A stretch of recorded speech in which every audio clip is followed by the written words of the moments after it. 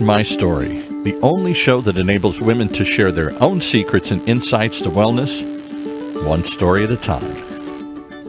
Hey everyone, thanks Paul. Hi, we are here today. Happy Thursday. This is Diane McConaughey at My Jane. Welcome to My Jane, My Story.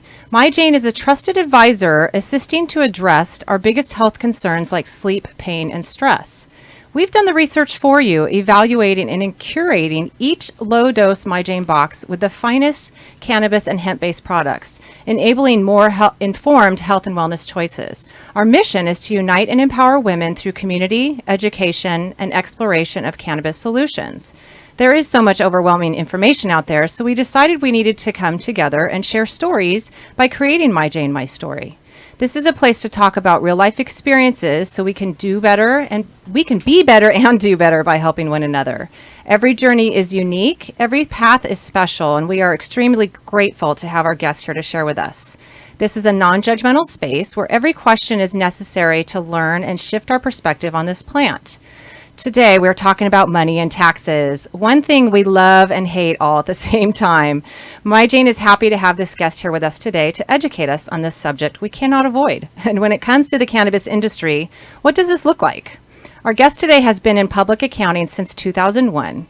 He provides assurance and consulting services to a variety of public and private clients and business owners in the cannabis, apparel, and manufacturing and distribution industries.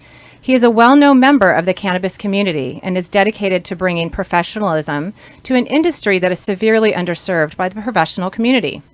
As a member of numerous trade organizations and professional cannabis networking groups, he is constantly well informed of the issues and solutions facing the cannabis industry. In his efforts to educate the community, as well as inform the non-cannabis professionals, he speaks on numerous panels and attends events regularly. This great CPA is also close to his clients, rarely going more than a month without direct communication. In this rapidly changing industry, it is imperative to keep close contact with our clients. And he actually is multi-talented. He was playing the ukulele for us earlier here in the studio. So please welcome Simon Dufour from Hall & Company CPAs to the show with me. Hi, Simon. Welcome. Hi, Diane. Thanks. Thanks for being here. Thanks for having me on. Yeah, I'm glad to have you. And as much as we don't like to talk about this, we need to, right? Absolutely. So you have quite an extensive background in the accounting industry. Tell us a little bit about what you do for your clients and how you segued into cannabis. Sure. So first of all, thanks for having me on. I really am excited to be on the show. I really appreciate what the show is doing and sharing knowledge and educating the community on cannabis. And now we're going to do a little different aspect of it on the business side, which is Right. amazing. Because as you know, there are a lot of females in the cannabis business community. You go and you walk the trade shows and you see there's a ton of women there, especially on the professional services side. I mean, you look at a firm like ours, we're probably 60 to 65% women at our firm. Oh, cool.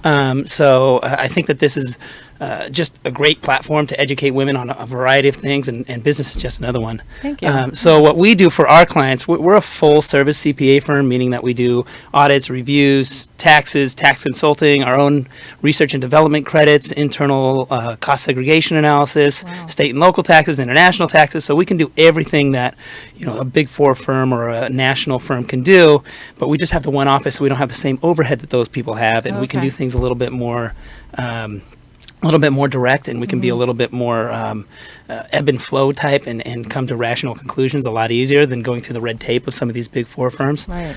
And because we have the one office, we have a lot lower overhead, so we don't cost as much. Oh, good. Which is great, especially in the cannabis space, because a lot of professionals in the cannabis space, on top of what their normal rates are, which our rates are less to begin with, they charge a cannabis premium just to service the industry, which we don't believe is right. I live my life by the motto of do the right thing and the right thing's going to happen. Mostly because I'm too dumb to kind of figure out like any other path. Like it's that old adage of once you start a lie, it just kind of knocks down. So Well, but you want to take care of your people. we got to take care of our right? people. Yeah. So we take care of our clients. We're very close to our clients, and because we have all of those resources available, we can service our clients very well. And because we're so close to the community, we're also able to do more than just, hey, here's your tax return, we'll see you next year.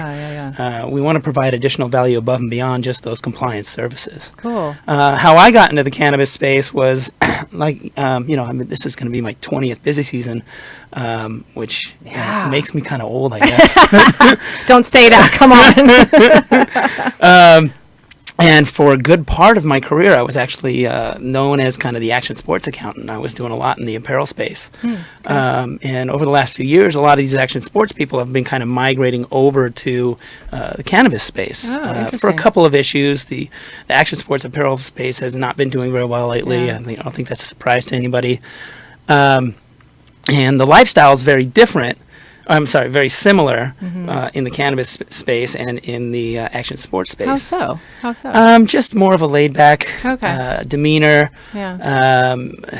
They can still go surf in the morning Yeah, and then come that's to true. work afterwards, right? Right. And then just the mentality of really being about a brand. As you know, cannabis is really about branding right now. Right. Like that's, a year ago when it was recreational use was started, people didn't care where they got their weed. Exactly. They didn't care what the brand was. They Just just give it to me. They just go Right. wherever they went. Right. But now people are becoming more brand loyal, and so I think cannabis businesses are recognizing that and understanding that, and so they're bringing on professionals that's what they've done for their career. They really know how to implement a brand, create a lifestyle brand, create excitement, something that resonates with the customers and for long term. Okay. So that's how I got into it. Okay. And it's been a heck of a lot of fun.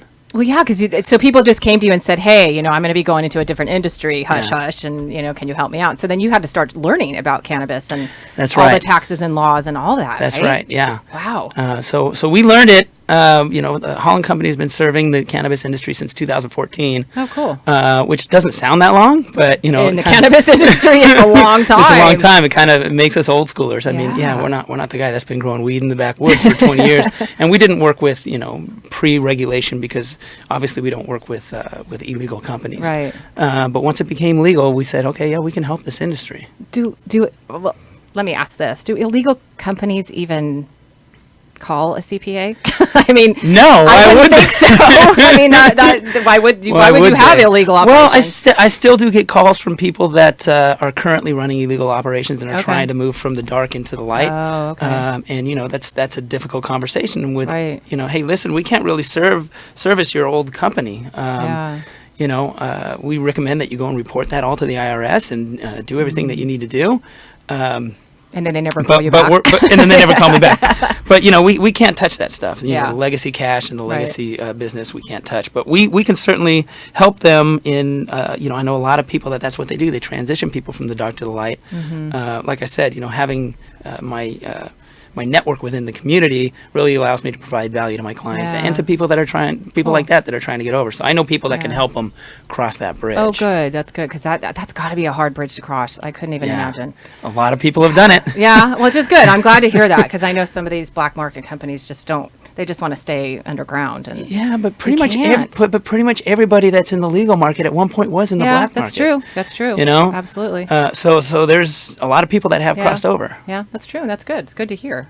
Well, so you're involved in a lot of organizations Yeah. and you present a lot of panels and educational things. Tell us a little bit more about that. Sure. So similar to what you're doing, I really feel that I have a responsibility to share the knowledge that I've gained over the last few years Oh, good.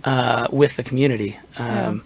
So anywhere from, I was on the first ever Association for Corporate Growth, which is a business networking community in Orange County. I was on their first ever cannabis panel, and that was really just talking to people in Orange County business and just explaining the difference between, hemp and marijuana, Yeah, right? yeah. All the way down to what I'm doing on, I taught the Cannabis Business 101 course at MJ BizCon. Oh, you did? I did, Cool. yeah. Wow. And now I teach continued professional education, which is required for CPAs and attorneys. I teach continued professional education to CPAs and attorneys on the cannabis industry and how to service the cannabis industry. Okay. Things like 280E, which we'll get into. The NBI recognized me as the West Coast expert and wanted me to actually teach and present these issues to CPAs and attorneys. Because look, I can't service every single cannabis company, but I think it's yeah. important that the people that are servicing the companies really know what it is that they're doing. Because Right, in this right. industry, you find time after time, I've heard so many horror stories about consultants and advisory services and professionals that say they service the industry, and then you look at it and it's a mess. They have no clue what they're doing. Yeah. You know, And that could be detrimental to a company, right? I mean, that's absolutely. what could happen. I mean, they could could they go to jail at that point? Or, I mean, I'm not an attorney, Yeah, but but- I have seen tax returns that have come across my desk where I'm like, you need to amend this, or you could Yeah. potentially go to jail for tax evasion. You did not do the appropriate things that you need to do under the current IRS code. So they had a CPA, their dad's CPA for his old business or his grandpa's business, and the guy's been doing it for 20 years. He got this, single shingle shop over here where he says, "Oh, sure, I can do cannabis stuff," but he hasn't done the research. Right. He doesn't know what's going on. With the IRS tax code, it literally changes every month. There's new case law that comes out, which is exciting, but scary if you have a service provider that doesn't know what they're doing. Well, yeah, and they're trusting them, right? I mean, Yeah. it's like, here, I'm bringing this to you. I'm trusting you to do this because I don't want to do this. I don't want to know how to do it or whatever. Right, And so right. so that's great that you're doing that. Yeah. So yeah, and as we all know, there's new tax laws that come in every year. Yeah. So what has transpired for 2020 that's going to affect consumers and businesses? Do we have time to talk about this? Let's see if I can do a condensed version.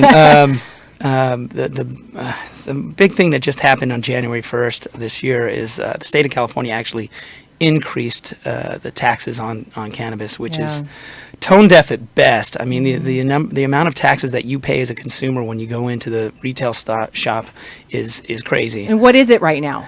So people know. Well, I'd say What's the range? that you so. find? Well, first you have the California state taxes, Right, Which right. is they have a cultivation tax that they tax on the cultivators, Okay. and then they have excise tax, which is 15%, and then you have your sales tax on top of that, which is 7.25% in California, right? So when you go out, just California taxes alone, when you go out and purchase a dollar worth of cannabis, 25 cents of that goes to the state of California in taxes, and then on top of that you have the regional taxes. So every municipality is different. Yeah. Every municipality that has legalized cannabis has different taxes. Okay. Most of them have a distribution tax, and that is about 1% in Southern California. But you go out to needles, and it's as high as 10%. Oh, wow. Okay. The another issue with the distribution tax is some of the cities are applying it where just when it changes hands, it has an issue. So the cultivator sells to the distribution pays the cultivation tax. We talked about that. And then when distro sells it to a manufacturer to turn it into gummy bears or edibles or vape pens or whatever, they do a distribution tax there. And then the manufacturers give it back to the distribution, and then there's another distribution tax there. So they get taxed 3 times on the distro. Yeah. And then on top of that, you have your sales tax, which in Los Angeles is 5% for medical cannabis and 10% for recreational cannabis. Okay. So all in all, what the consumer pays can be anywhere from 35 to 40 to 50% of what you're paying goes into taxes. Wow.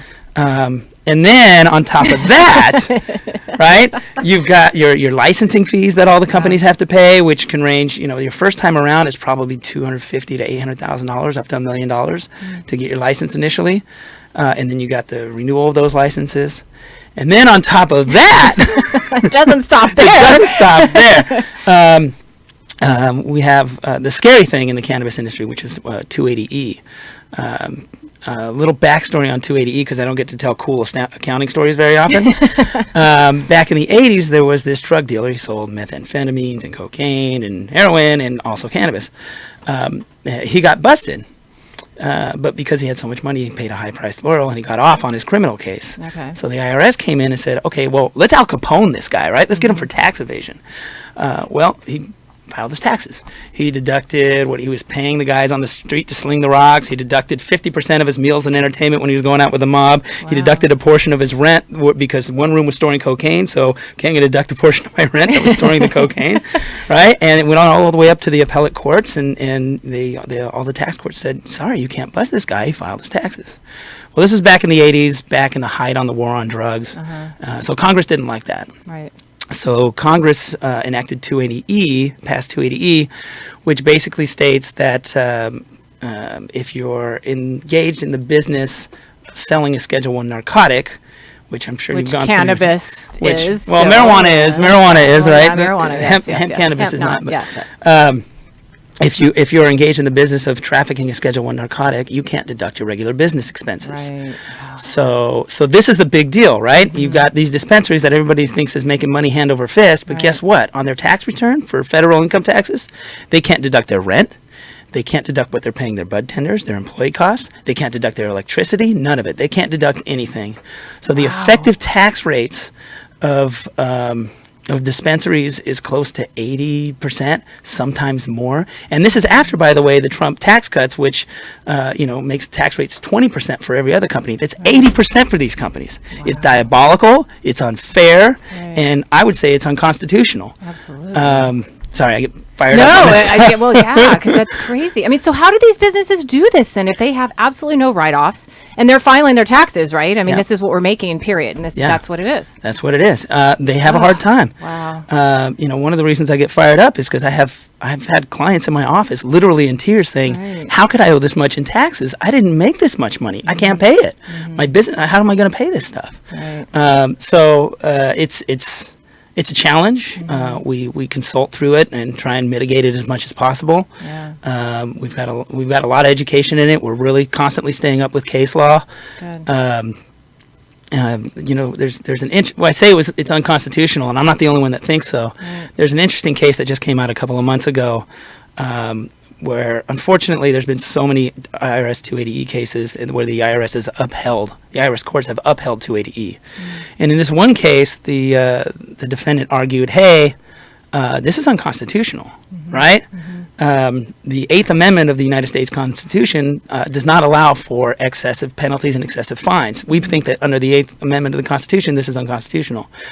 Once again, the IRS court upheld it.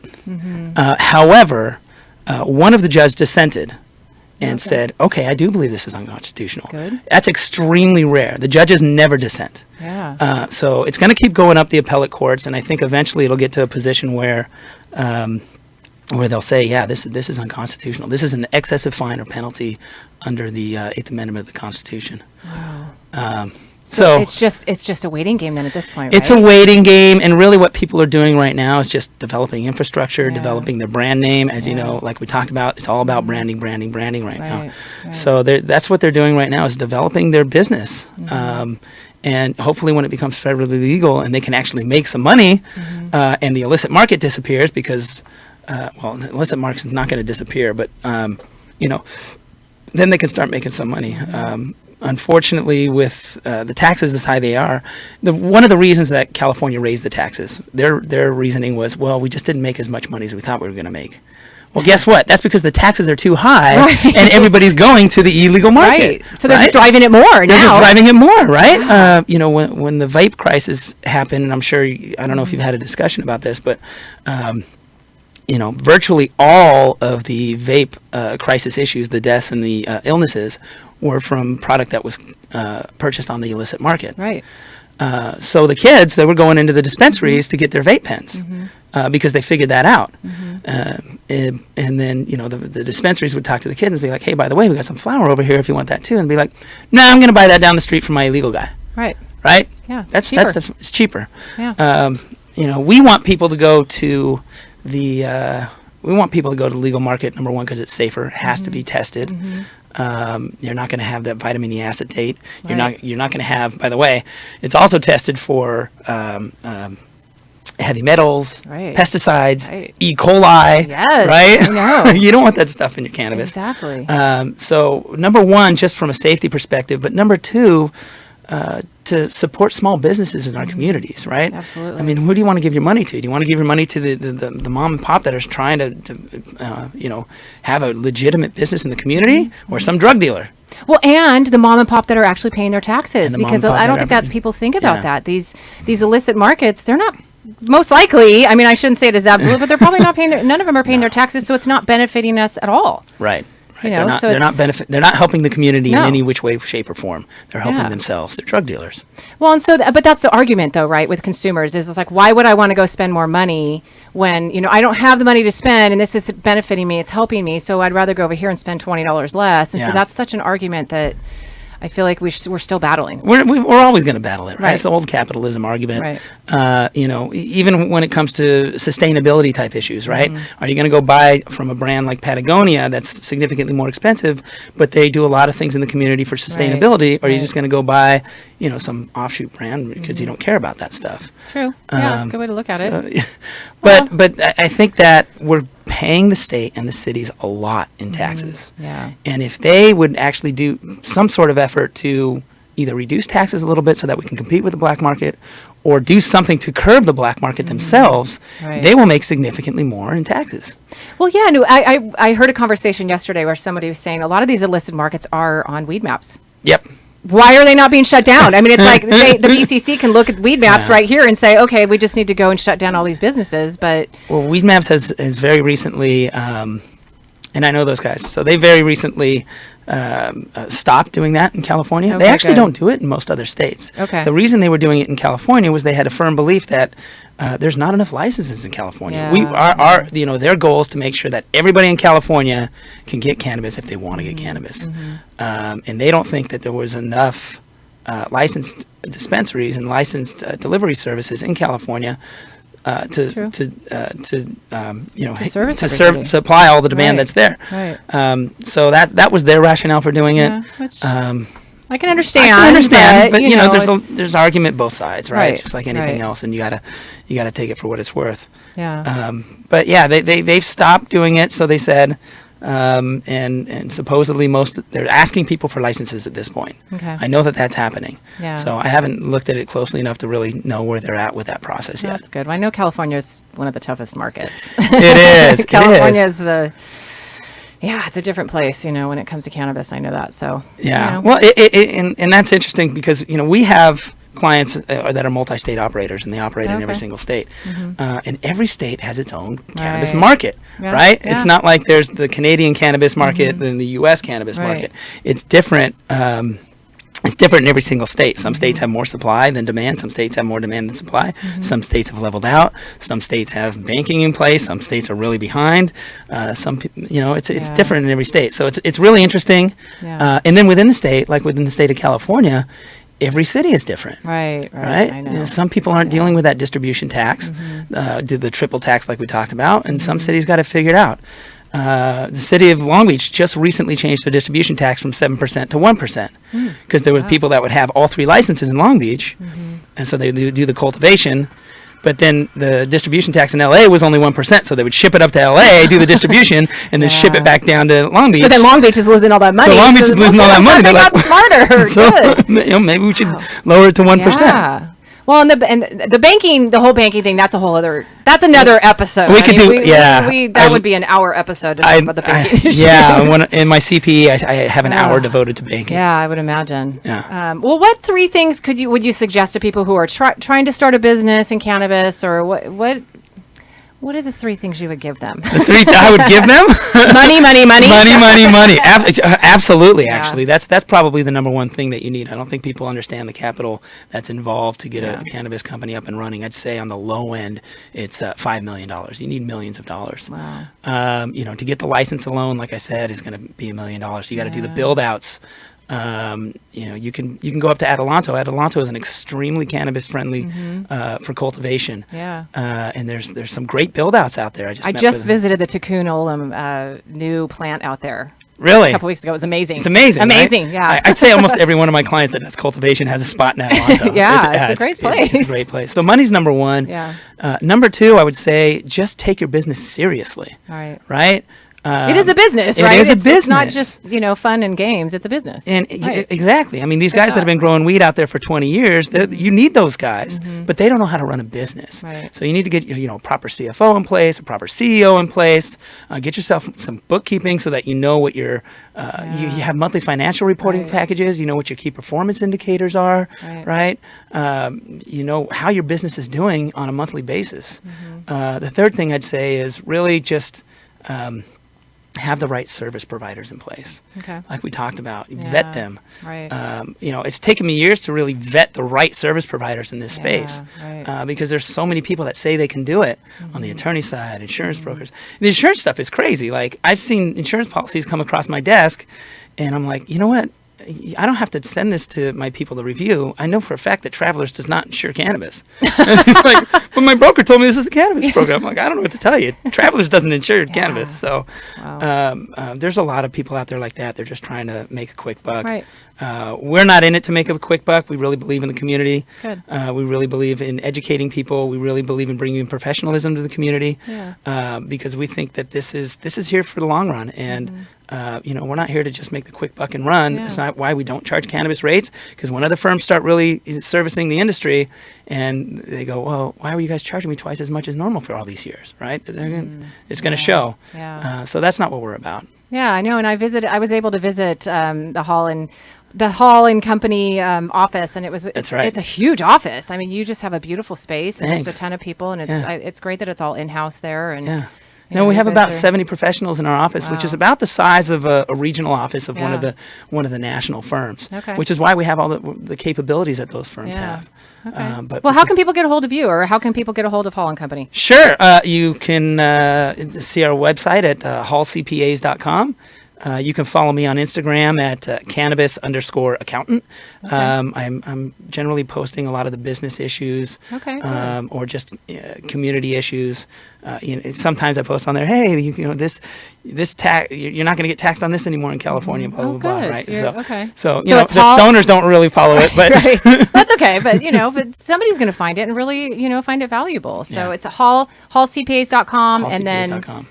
cannabis_accountant. You got it. For your Instagram. Okay. So got you guys, if you need some services, please reach out to Simon or, to Hall and Company, because it's a really great company, and maybe Simon will play the ukulele for you in his office. I don't know, but so thank you for coming, Simon, and for informing having us me. today. It was really great to hear all of that and to learn a little bit. So I appreciate it. You can also email me at SD, my initials, SD at hallcpas.com. Okay, good. SD@hallcpas.com.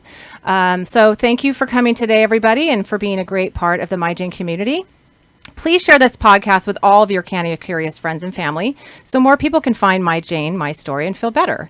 You can find MyJane on Facebook and Instagram at MyJane Social, or go to our website at myjane.com, which we just launched our new website this week, so please check it out. And the quote for today is, "The only difference between death and taxes is that death doesn't get worse every time Congress meets."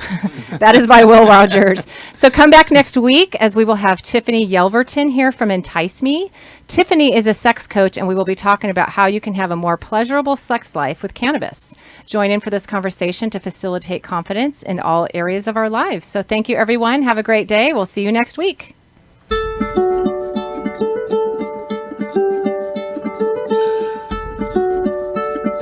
Thanks for tuning in to My Jane, My Story. If you want to learn more, you can join the My Jane community at myjane.com.